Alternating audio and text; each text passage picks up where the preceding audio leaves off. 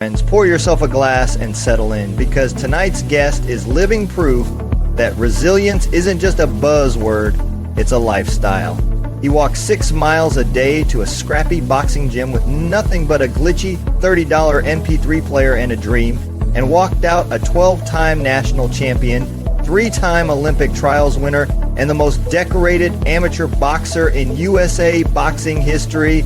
You might know him from the Netflix documentary Counterpunch, or maybe from his clean comedy pop-ups across Texas where a block party meets a stand-up set.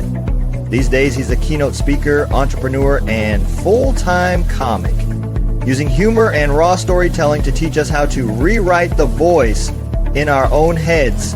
He legally changed his last name to Awesome, and folks, he earned it. From getting kicked off the 2012 Olympic team for a paperwork mishap to coming back swinging and qualifying for 2016. His comeback story packs more punch than a heavyweight roundhouse. So grab your favorite spirit, raise a toast to second chances, and help me welcome the vegan boxer himself, the one, the only, Cam Awesome. Hey, welcome. Oh, love that, man. It's a good intro. I'm pumped. All right, man. I appreciate it. So I'm kind of excited to have you on. I did some boxing in the Army, and that was one of my goals, was to fight all Army. And what I learned was I was a good boxer at the lightweight division when I wasn't living at home drinking beer with the wife. And once we got together, my last fight was in the light heavyweight division. Needless to say, I learned that the bigger is also the harder and the better. So. Oh yeah.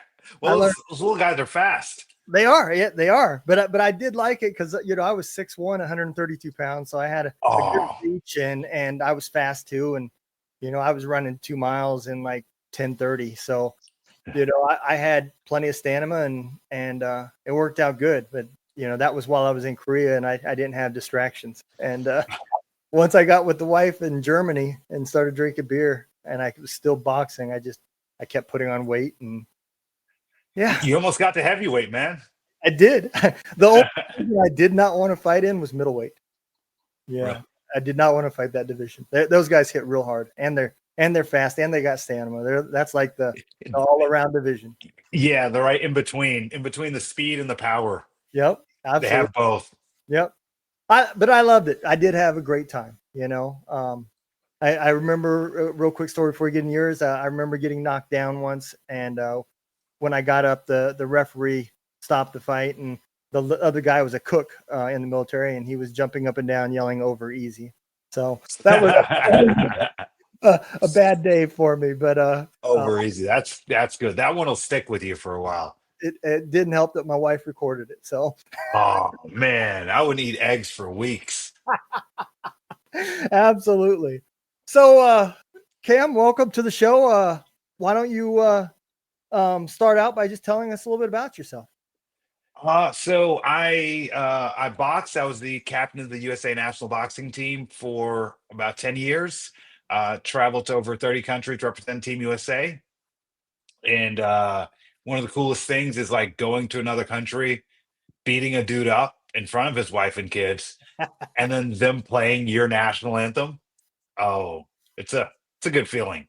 Absolutely. Absolutely. So I got to do that in over 30 countries and learned a lot about different cultures and the way different people live. And that was cool. And I do stand-up comedy. I'm a speaker, and I've moved to Austin about a year ago to pursue comedy.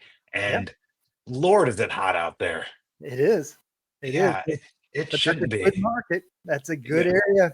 I mean, that's like going to Nashville for country music. So, oh yeah.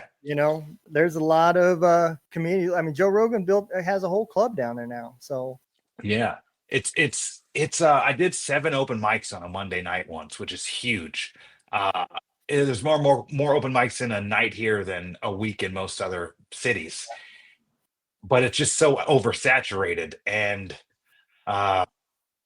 there's just a lot of comics out here, and I'm past the open mics, and I want to start doing my own shows, and I'm I'm the type of guy who I'll just build my own thing if you won't let me be a part of yours. Yep. So, Absolutely.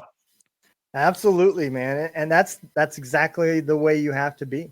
Um, if you get tired of people telling you no, then you just cut them out and tell yourself yes. You know? yeah, if like if you're so sure you're that much smarter than your boss, start your own business. Yep. And then I did, and I was like, maybe it wasn't that dumb. It was just difficult. It is. It is. I had a trucking company when I first got out of the military.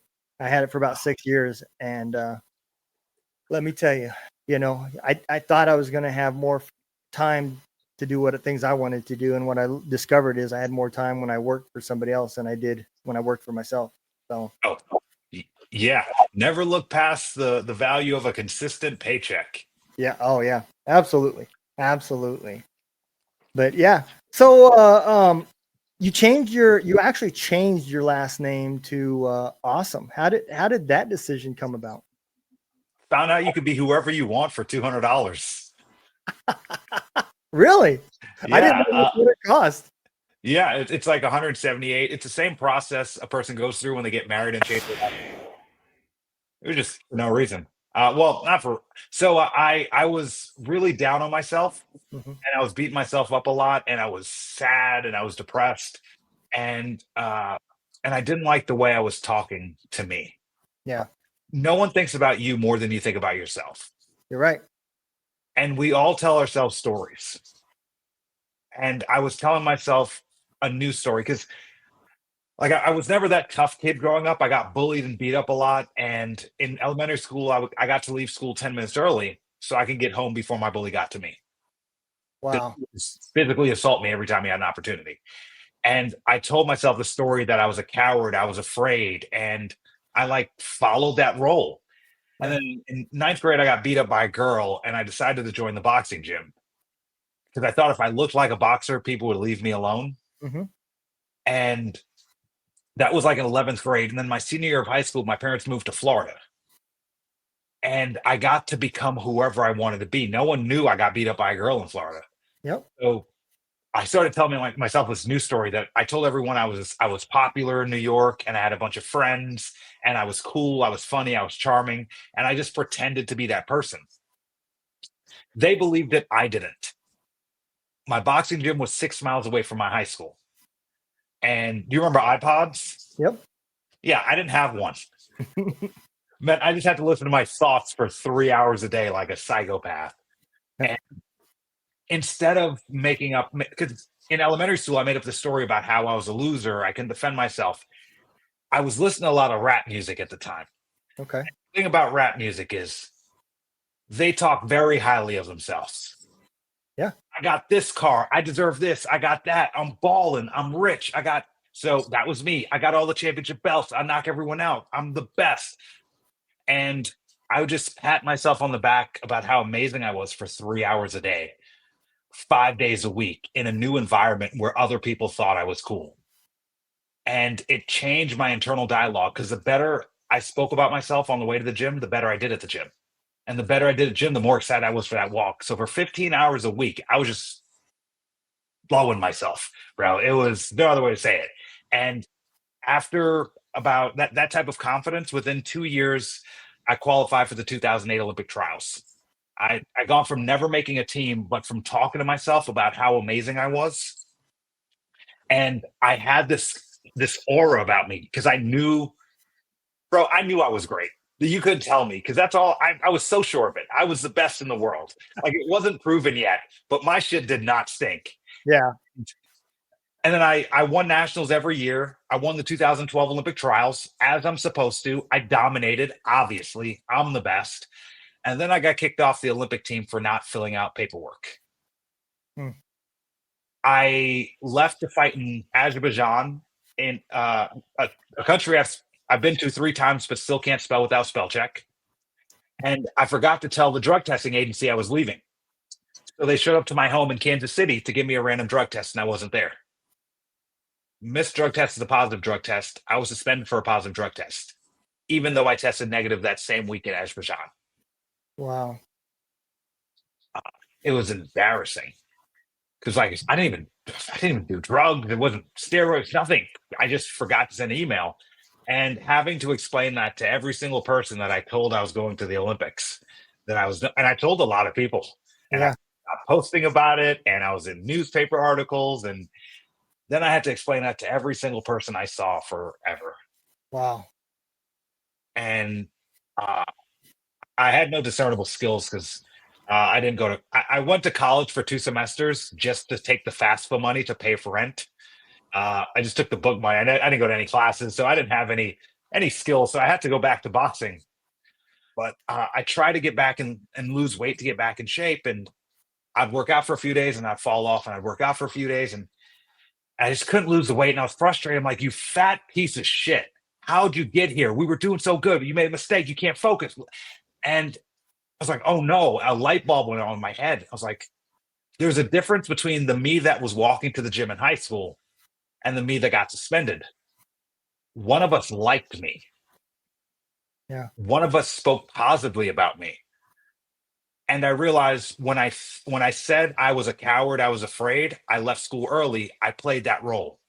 When I told myself I was amazing, I was the greatest, I became number one boxer in the country. But it's 2012 and I was beating myself up. I'm like, oh, no, no, no. We need to get back to believing in us. I saw humility as a hurtful virtue because I read the comments, and one of the big comments was, I bet he's humble now, because the boy was a little cocky back in the day. And I looked up the definition of humble, and it's having or showing a low or modest estimate of one's own importance. To lower someone in dignity or respect, or lower in political rank, and political or administrative rank. And I realized, like, oh, the way I speak about myself determines the life I lead. And although I didn't think I was awesome at the time, I wanted to be more of that awesome person. I wanted to be more positive. So I spent the $178 and legally changed my last name to Awesome as a reminder that I'm the shit. That's awesome. That's literally an awesome way to look at it. And I like what you're saying, because that tends to be the problem in the veteran community.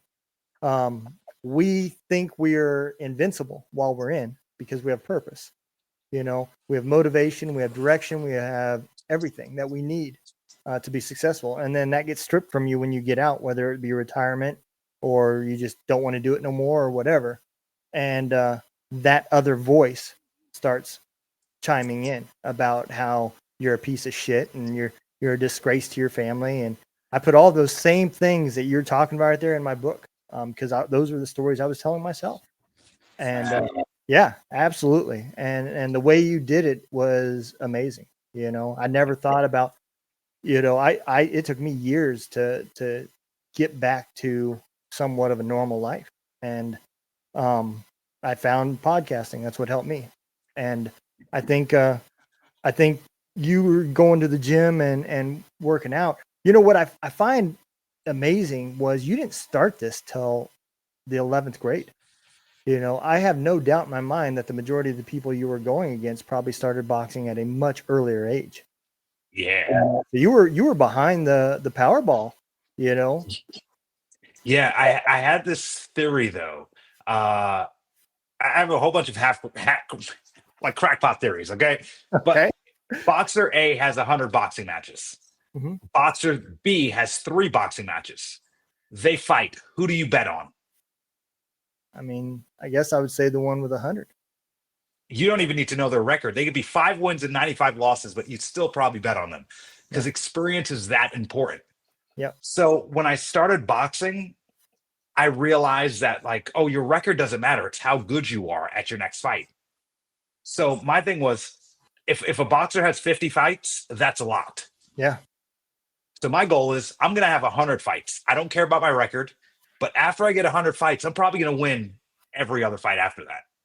So I fought everyone. I didn't care how experienced you were. I was driving to your own hometown and fight you at your own show.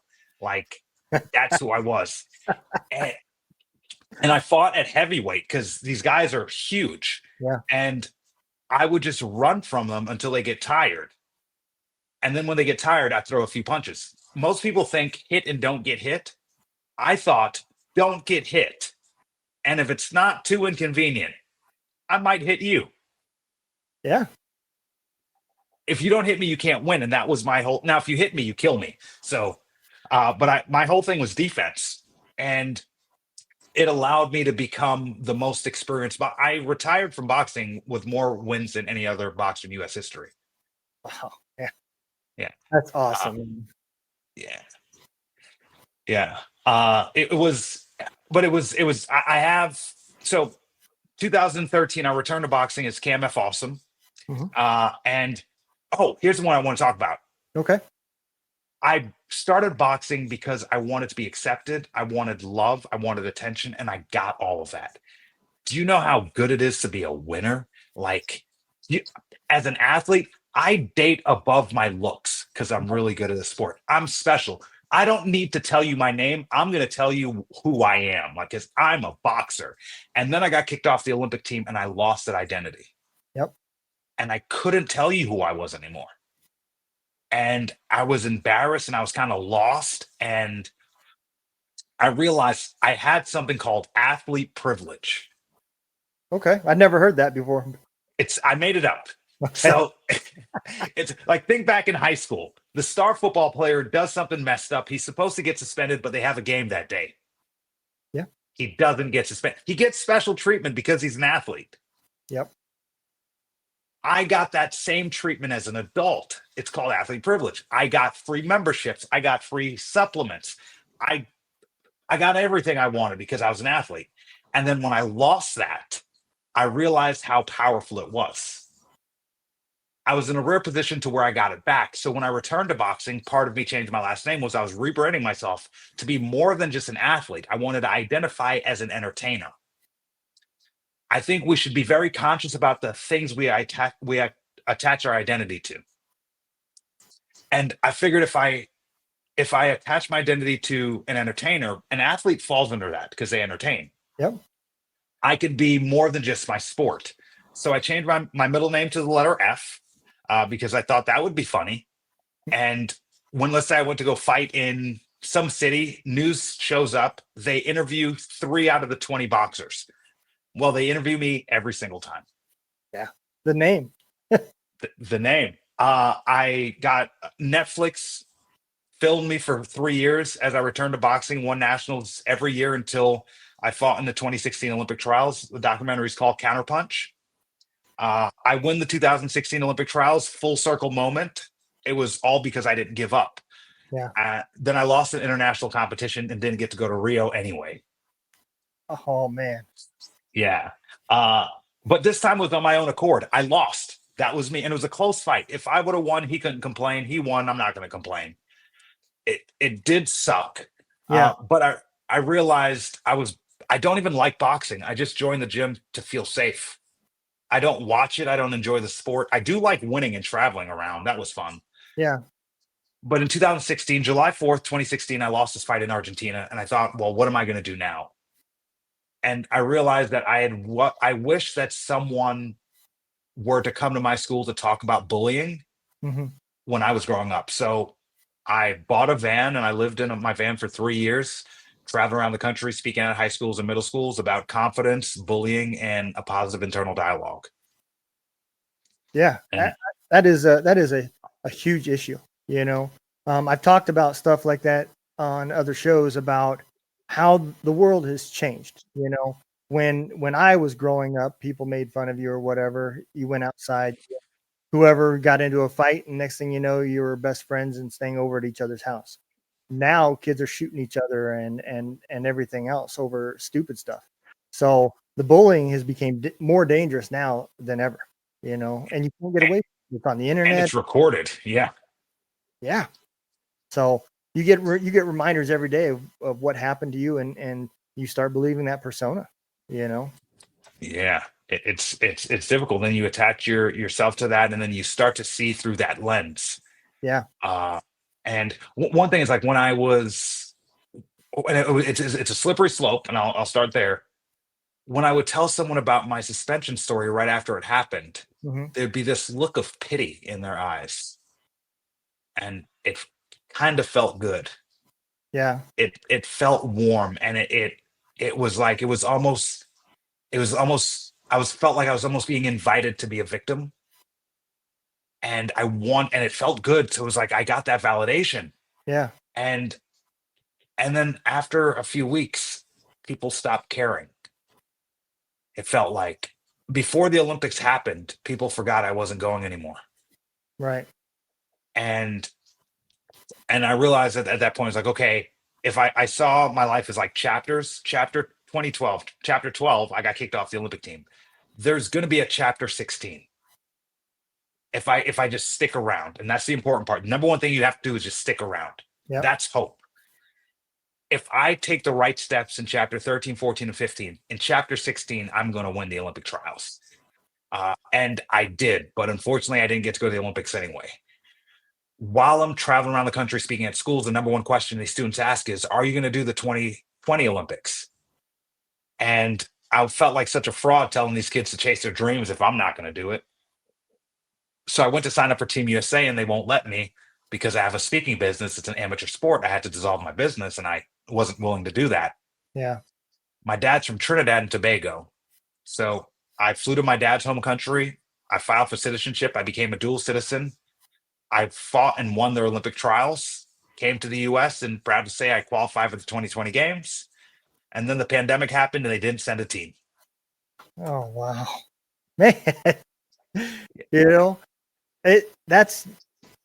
but you are right with what you're saying. You have to keep going, Have to keep going. And regardless of whatever. And it's weird that when you said that they wouldn't let you because you had a business, but yet we're letting professional athletes participate. Isn't that sport their business? They have a brand built all around it. They do. And what they wanted me as well is they wanted me to live at the Olympic training center in Colorado Springs. But I'm like, I've accepted deposits. I've got gigs for the next year. I have a business I'm building. Yeah. I'm speaking at these schools. I don't want to be stuck in a dorm with a bunch of 19-year-olds. Like, for me, I like the t-shirt we wore at the boxing gym. It was a police athletic league. Fort Pierce PAL. Love them to death. But our t-shirt said keeping kids out of prisons and in playgrounds. That's the shirt we wore. It's a youth prevention program.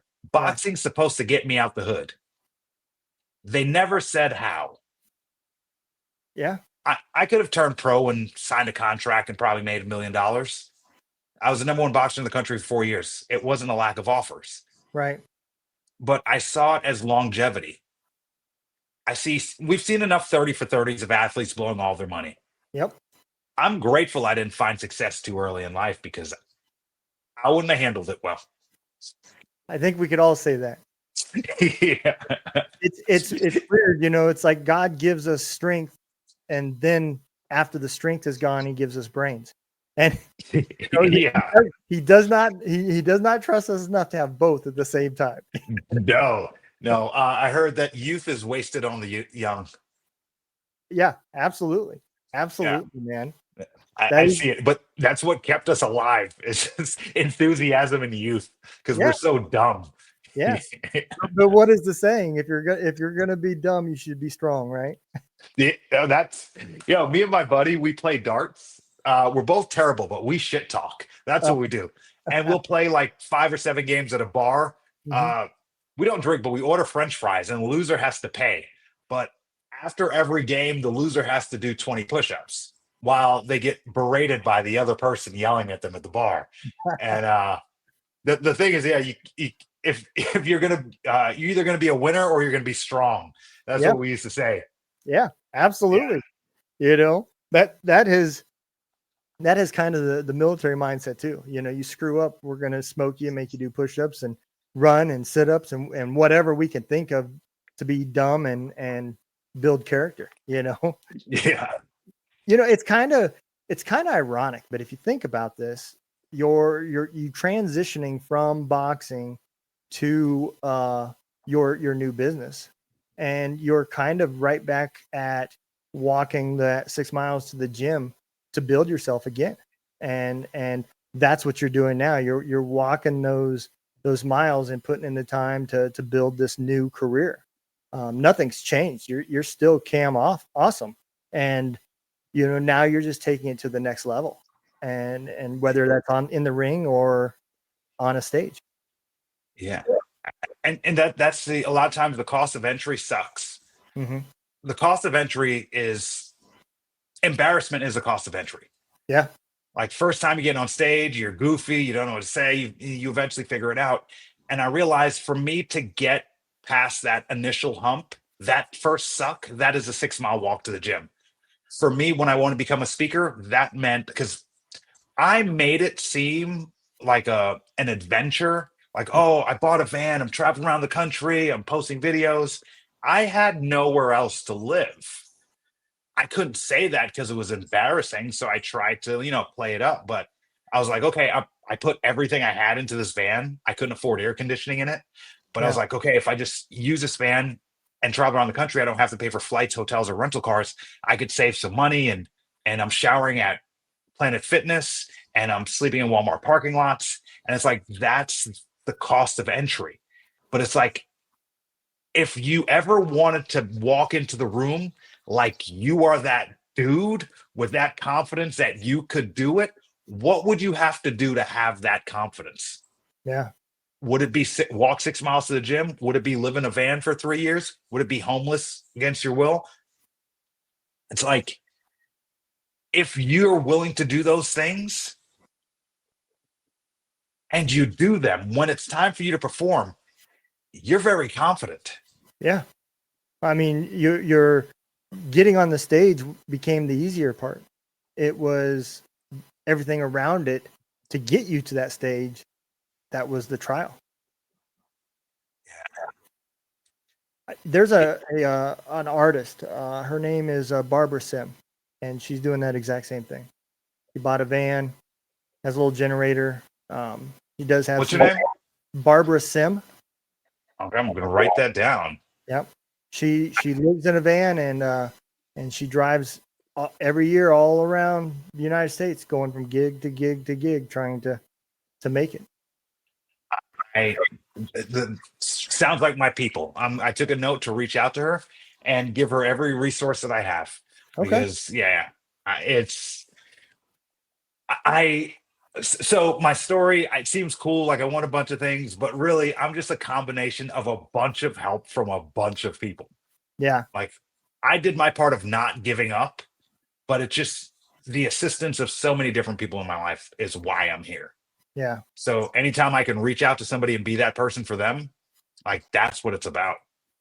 So while you were boxing, was there a point in that time frame where you said, I think this story needs to change, and you decided to move into to give up boxing and retire and go into it? Or was it the fact that you had accomplished so much in boxing and you were ready for another test? Oh, great question. So I understood after winning my fourth national championship, I understood what that meant. So if you have an associate's degree and I have a national championship and we both apply for the same job, I'm probably going to get it. Yeah. If you have a 4-year degree and I have 4 national championships, I'm probably going to get it. So after that, it took a lot of pressure off of me because I understood the avenue of boxing already had a runway off, and no matter what I wanted to do because of the athlete privilege, and I Mm-hmm. get opportunities because I'm really good at doing a sport. Okay. So I understood that.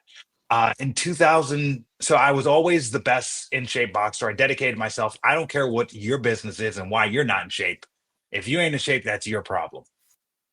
2017, I was still fighting nationals, even though I retired, because if you win nationals, you get free health insurance for the year. Okay. So I'm like living in the van, half-assed. I did it in 2016. I was living in the van, half-assing it. I won nationals because I'm doing it with my eyes closed pretty much. And 2017, I made it to the finals and I lost to someone who, much respect to him, but I shouldn't have lost him. And it was because I wasn't in great shape. I was cutting weight every morning because I wasn't training. I was living in the van. And I thought, oh, my excuses is no reason to why. It has nothing to do with him. There's no asterisk next to my name. And if I can't dedicate myself 100%, then I shouldn't be a part of this. Right. And that's when I decided to step away from the sport. And I always thought I would rather leave too early than too late. There's only one person who doesn't know there's a punch drunk boxer in the room. Yeah. Yeah. That shit's scary. It is. Yeah, absolutely. You know, I didn't, like I said, I didn't box long, but I boxed long enough to know what you feel like the next morning, you know? And the one thing that always got to me was the whiplash. You know, your neck always hurt the next day. You were stiff for a few days, whatever. The other bruises and bumps and stuff, you know, you could deal with. But man, not being able to turn your head all the way and everything, because your head gets snapped back quite a bit, you know. Some of us have to get hit in order to be able to hit, you know. Yeah. It's just, smaller guys, and like you got to move in. I would see warriors, bro, like go in there, and like these Mexican fighters, like the Mexican warriors, Yeah. they'll stand in the middle of the ring, and whoever takes a step back first is less of a man. Yeah. You can be more of a man. I don't want that title. Yeah. Like, I'm not built like that. Those dudes are animals. Yep. We fought when I was in Germany. We fought some the local German clubs down there, and the one thing that really shocked me was you can kind of look at a boxer and the way he fights and kind of identify where he's from, right? The Germans just had a unique stance, and the way they trained and the way they fought, you know, was so different from what we seen and went against, whether it be other you know, Air Force, Navy, whatever, or other fellow soldiers. They're all, it's a different way. And even though America is a melting pot, it's not a race thing. It's just a way the game is taught and trained. Oh yeah, yeah. They fight differently in Philly than they do in LA. You got the Philly style shell, and Yep. one of the things I learned was 2010. I fought the number one boxer in the world, Roberto Camarelli from Italy, and this is the first time I fought someone from Europe, and and he was punching me literally in circles, and I couldn't figure it out, and I lost that fight. It wasn't even close. And I look at the film and I realize in the US, we throw short, powerful hooks. Mm-hmm. In Europe, they loop it over outside your peripheral. It's not to hurt you, it's just to knock you off balance. Right. And just like a child, you're just knocking me in circles. But I realize no one else in the US knows this. And I use that one loss to go on a 43 fight win streak in the US. Wow. That's a lesson based off one loss. The reason why I got almost 400 wins, I also have 39 losses. That's more losses than anyone else could probably name. Yeah. But again, that's also 75% of the average boxer's career. Just Just in my losses. So it's like reps. There's nothing more important than reps. Yeah. You could only suck for so long. Yep. I mean, you know, for me, when I was towards the end of my military career, I was big into poker, and poker is one of those games. You have to play it and lose and learn and implement the next time. And that's how you become good. And the same way, you know, unfortunately in boxing, that time frame of learning probably has to be much faster than a poker player. But you know, your career is much shorter. But there's no consequence like physical consequence. Yeah, absolutely. So, you know, we talked a little bit about how missing one document, how fast that changed you. You've won nationals. What is it that you're doing now that you want to be your primary goal? What is the target in your new career? Oh, comedy. Comedy is it's what I always wanted to do. But I was a broke athlete for all of my 20s, and I just couldn't do that in my 30s. So I decided to build a speaking business because comedy doesn't pay that well. Right. But now that I have my speaking side of my business running well, I'm focused on building my own lane in the comedy world. Okay. Going to open mics. I'm past being an open micer, and it's hard to kind of get on shows. So because I can't get on shows, I just started creating my own shows. Okay. I do something called Comedy in the Courtyard. I show up to apartment complexes, and I for the leasing agents, I put on a comedy event for the residents. It's clean comedy. It's turnkey event. I show up with the sound system, the comics, the good vibes, and the music, and we put on a clean family fun comedy show. There's no awkward moments with your family, Hmm. and that way the apartment complex, the leasing managers have an event that they can be proud of. They can post on social media, and it's fun and engaging. And I get stage time, and yeah, and to me that's what I want. And I feel like if I did this enough, I keep continue to sharpen my wits, Yep. continue to build my material, and I'll be at comedy clubs in no time. Yeah, But absolutely. I never, you're the first person I've ever heard of approaching comedy. And I've had a lot of comedians on my show that way. But that's exactly how musicians approach it. You know, wherever there's a stage and somebody, one person that they can get in front of, they want that experience. And it's important. And so my hat's off to you. That is impressive. thank That you. is exactly what you said. It's, if you won't let me play, I'll buy my own ball and build it. And that's exactly what you're doing. Yeah. Yeah. It's a learning curve. I'm figuring some things out. And the cool part, and musicians know about this, is like when you play shit gigs, like just before you even plug your amp in, like, oh, we're gonna talk about this one at dinner tonight. Yeah. And I did a show this last weekend at a pool party where everyone was listening to music, having a good time, and spread out. Hmm. And then they shut off the music for me to talk for a while. Uh, Not the greatest environment for comedy. Yeah. Everybody's Yeah. like, what's going on? No, let me tell you these jokes. Follow along this story for a while. But Yeah. it's like those are the shit gigs that build you to become that great comic. Yeah. And this is my walking to the gym. This is my living in the van, but the version for comedy. Yep. And once whatever that hump is for that thing you want to do, it's going to suck. Cool. Enjoy it. Yep. And just because you enjoy it doesn't mean it's going to suck any less. Understand that's the part. If it's like a job, it sucks because someone's paying you. If it Yep. was that great, they would have paid you to do it in the first place. Yeah. So this is me paying my dues and not taking any shortcuts. Yeah. You're absolutely right.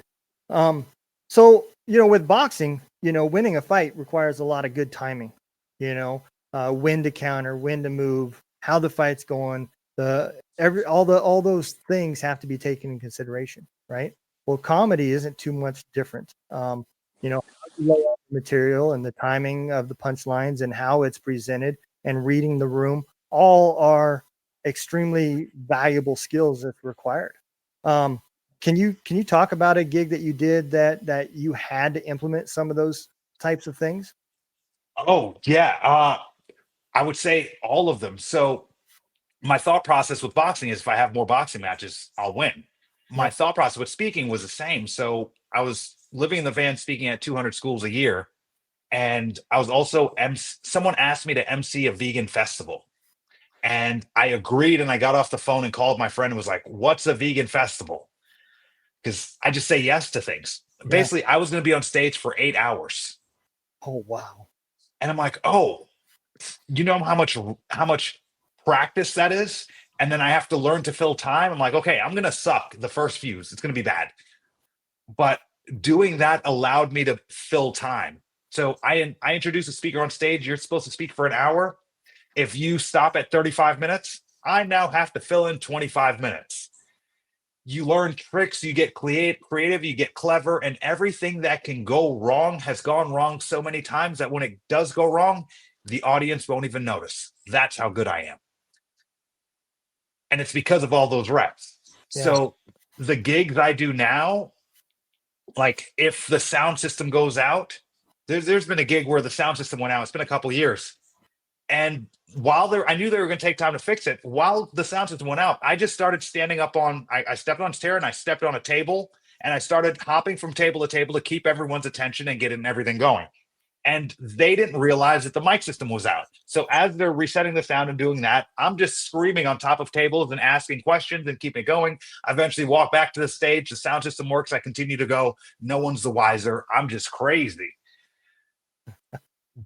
but it's those type of things that you pick up doing those shit gigs. Yeah. Yeah, absolutely. And I can't even imagine, you know, how many things could have went wrong with you stepping off the stage and onto tables and everything else. But again, uh, most people are not observant to begin with. And something so obvious like that, you were still able to take the focus away from things going wrong to the things that they were still enjoying. So Yeah. yeah, that is impressive, man. Yeah. Oh, I went to my girl, she made me go to like this outdoor musical festival thing. mhm, Not really my thing. I only go to events if I'm working. yeah, I'm never home when I get a chance. But she goes to my things. I went to her thing. Anyway, I went just to judge the MC because I'm like, maybe they could hire me next year. So before the event's going on, I'm looking every movement he makes. I'm watching him, and he got his paper out, and he's off to the side by the trees, and he's going over his script, and he's hyping himself up, and he's pacing back and forth. I'm like, let's see what he's got. And then he gets on stage, and he says some stuff, and then he introduces someone else to the stage, and then the performers come up. mhm, And at that moment, I realize no one cares. I couldn't tell you what he said. It didn't really matter. yeah, He just introduced someone to the stage. And I realized we put so much pressure on ourselves, unnecessary pressure. yeah, And once I saw that his job doesn't matter, it unlocked the freedom I had on stage that I'm not curing cancer. You're in the military, you're saving the world. I'm just saying stuff into a microphone. It's not that serious. And no one cares. Have you ever seen a speaker speak? yeah, Have you ever seen someone stumble on a word? yeah. I've seen Did you people. hate them? No, I Yeah, didn't even care. didn't care. And it's like once we remove our ego, we're so free to be goofy and have fun because it doesn't matter. We take ourselves way too seriously. The F in my middle name, it's me realizing life's not that serious. We're all gonna die. We might as well enjoy our time here. Yep. Yeah, I never thought about that, but I can relate to it because when I first started doing podcasts, I didn't have a great sound system. I didn't have great cameras. I didn't have any of that stuff. And I'm listening to Joe Rogan's show and Sean Ryan's show, and then I hear mine. And I got to the point where I didn't even want to listen to mine anymore because I didn't sound good. Things echoed, you know. And I found myself ending up putting myself into learning mode and just surrounding myself with good advice and things from other people. So I think it is, if you could learn that at a much earlier age, it would expedite your learning curve if you could quit worrying about what other people think. Oh yeah. What other people think is none of my business. Yeah. Yeah. And when I've been in some not great positions in life. And I find when I'm in a bad position in life, it's easy to root for others to fail. Yeah. When I got kicked off the Olympic team, I wasn't just cheering for the team to do great. Everything sucked. I wanted everyone to suck. And now that I'm in a better place, I'm like, oh, I feel gross that I even used to think like that. But that allows me to remember when people comment on my life or have opinions on me, when people hate on me, I've never hated on anyone I'm doing better than. That's Yeah. good. Yeah. You know, I think I do believe in karma. So I try to avoid being that same person where when I look at somebody that's doing something better than me, trying to find out and tearing them down. I don't like being that guy because I believe even if I succeed, it's going to come back and bite me tenfold. You know, Oh, and I really do believe that. yeah. I've seen it. You know, I've seen it, and Yeah. Don't fly too close to the sun. yeah, absolutely. You know, I remember a time I was just getting to Germany. I was at E4, and we got there late, so the Army put us up in a hotel off base. I didn't even know where the base was yet, and they gave me a phone number to call. And that next morning, I called it, And this E5 picked me up, and he had me standing in front of the hotel at Parade Rest as he was yelling at me, telling me that it is not their job to get me to the base. It is my responsibility to get to the base. Well, I don't have a vehicle. I didn't even know where the base was. And I told him that. I said, look, I don't mind. Just tell me where the base is. Show it to me once, and I'll get there on my own from then on. And it was a year and a half later, he did something wrong, got in trouble, and he became an E4. Now we're the same rank, you know. And I never let that go. And every chance I got, I'd walk up to him and be like, "Hey, Sar, hey, dude," Oh. you know. And yeah, but again, that's karma, you know. And I'm a firm believer in, and that's the way life completes its circles, you know. Um, if you had a choice, right? If you could go back in time, knowing what you're doing now, knowing that you're going to be successful in the speaking business, and knowing how successful you were in the boxing side, right? If you could pick fighting for a world title or standing on a stage at a coliseum, both sold completely out, which would you choose? I would choose a small full comedy club, maybe capacity 120 people. Okay. I Why? would choose that. Uh, for me, that's the goal. I don't want to do Madison Square Garden. I won't pass that up. But for me, I want to be able to sell out B B clubs, like smaller comedy clubs around the country, the improvs, the funny bones. Yep. Like if I could sell tickets there consistently and perform, that to me is more valuable to me than a world championship fight or speaking in front of 10,000 people. Well, I think it's Um, definitely more personable. You are now acknowledging the people on the in the seats. You're seeing them. You don't have all these lights in your faces, and you can't even make out who's watching you off of the stage. So your jokes and the responses that you're getting from the audience would definitely be a lot more personable than they would. Intimate, yeah. Yep, absolutely. And I think that is so important with comedy, you know, is and that's probably one reason why comedians can tell real quick how the night's going to go is if they can't figure out how to reach the people on the stage or the people in the seats, it's going to be a long night. But here's the thing: there's been times where I gotten on stage and it's like I tried everything. It's like this: the audience is just not working. Yeah. And then I get off stage after doing terrible, and then a comic that's way more experienced than me figured it out. Which means there is a way to do it. There's always a way to do that thing you want to do. You just don't know it yet. Yep. But with experience, you will figure it out. Yep. And it's a puzzle. Life is a game. It is. You are absolutely right.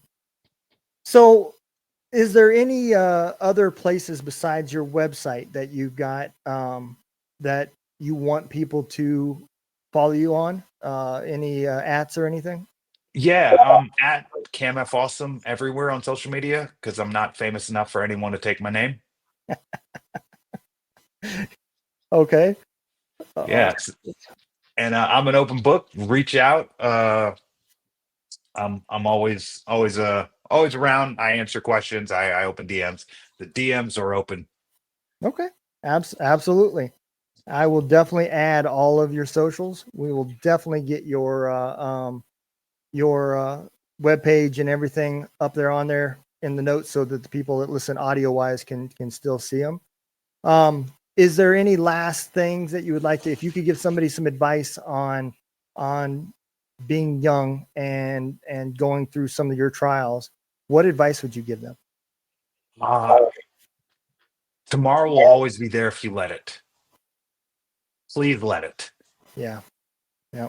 That's, that's one thing we say in the military. It's we'd much rather listen to your story than to listen to your obituary. So yeah, Word. So, yeah, reach out to someone and bitch if you have to. Let it out, complain, have yep. that person if and yeah.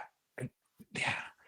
Community. That's one thing I would say that was a big change for me is even in 2012 when I lost a bet and had to be vegan for 28 days. Mm-hmm. And it was the vegan community because I was around people and It's even if you go to work and you're bitching about your boss, it's like you're still bitching with somebody at the water cooler. It's like Yep. connecting. And a lot of us who are working at home where we're secluded, we lose that community.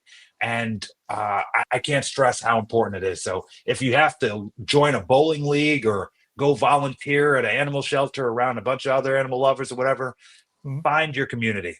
They don't even have to be that aligned with you. Yeah. And I think once you do that, you find that purpose, motivation, and direction again. You know, Yeah, I really do. find the hope. Yep. Absolutely. Well, Cam, I appreciate you coming on, man. And I'm going to make sure that the world knows who Cam F. Awesome is. And I hope a lot of people reach out. If you do need some help reaching out to Barbara Sim, let me know. I can get you in contact with her as well. Please do. I'd love a warm connect. Okay, absolutely. I will. When we get off here, did you put your phone number in the when you signed up? I probably did. If not, I'll email it to you. Okay, absolutely. Then what I'll do is I'll connect you guys via text. So Okay, that'd be great, man. I appreciate you. Thank you so much for having me. absolutely, Cam. I'm going to go ahead and throw the outro out. If you don't mind holding on for just a second, we'll be right with you. Yeah.